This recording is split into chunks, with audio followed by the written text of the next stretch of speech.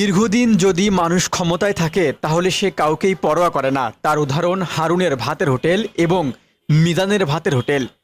যেমন ডিবি হারুন বা হাউন আঙ্কেল, সে যেন ভাত খাওয়ার ব্যাপারে কাউকেই পরোয়া করেনি।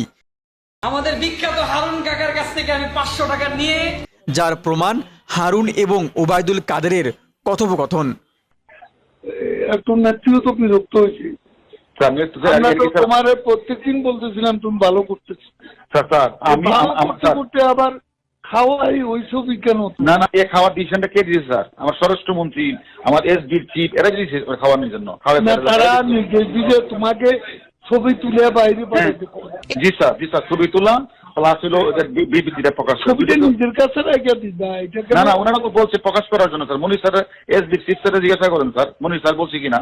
কিন্তু প্রধানমন্ত্রী যখন এগুলো বলতেছিলেন তখন তো হোম মিনিস্টার ওখানে ছিল স্যার। এখন যদি ওনারা সেন্টার না দেয় আমাদের, এখন হোম মিনিস্টার, প্রধানমন্ত্রী বলতেছে হোম মিনিস্টার বদলি করতে, হোম মিনিস্টার আমার বদলি করে দিবেন করতে হলে। হ্যাঁ, টুলটা তো তুমি দোষারোপ করবে।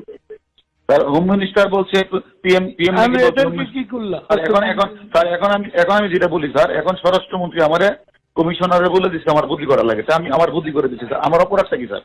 এবার আসি মিজানের ভাতের হোটেল।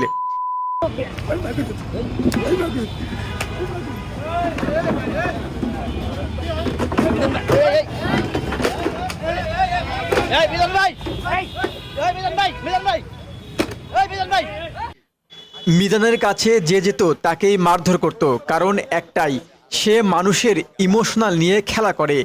এক ইউটিউবারকে মেরে সে তারই উপর দোষ চাপায়। এরপর কর্তব্যরত সরকারি কর্মকর্তাকে মেরে মিজান এখন জেলে।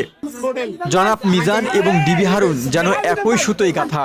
আর ডিবি হারুন এখন পলাতক, তাই বলাই যেতে পারে হারুন মিজানের ভাতের হোটেল।